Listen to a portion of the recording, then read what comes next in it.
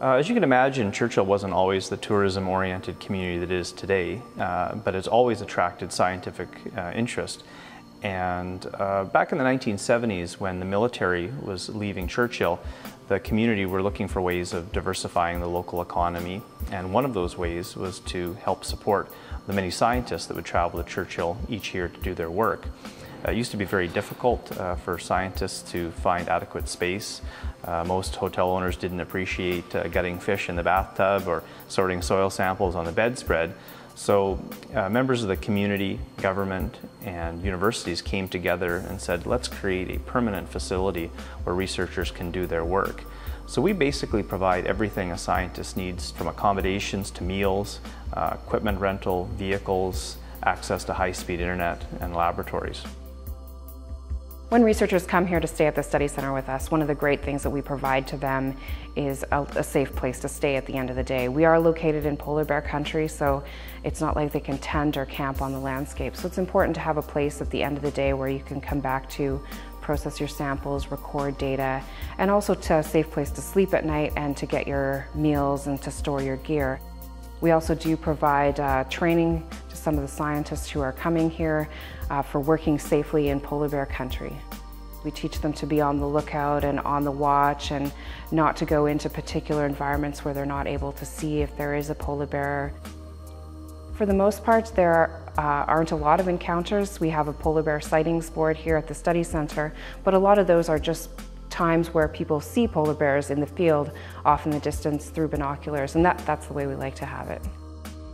We really facilitate research on the edge of the Arctic. It's these transitional zones between the boreal forest to the south and the Arctic tundra to the north that are some of the most sensitive to environmental change. Within a very short distance, researchers can study a wide variety of habitats and begin to understand how our changing climate affects these areas. In the summertime, there's an incredible diversity of life on the landscape. So there's still a large diversity of life even in the wintertime, but during the summertime is the greatest diversity, including all the flying insects as well. It's really important to be able to study long-term or over time the changes that are occurring in an environment, and one of the only ways that you can do that is to have a base of operations where you can conduct science in many different disciplines over time. A really important component of the research that's been going on here at the Study Centre has been the work of the Polar Bear Research Group from Environment Canada. They've been conducting research here on these bears for about 40 years and have had a strong connection staying at the Study Centre and us providing logistical support. In addition to the science that we support, the Northern Studies Centre runs a number of educational programming for the general public. So we offer what we call learning vacations, where people can sign up for 5 to 7 day programs here at the centre.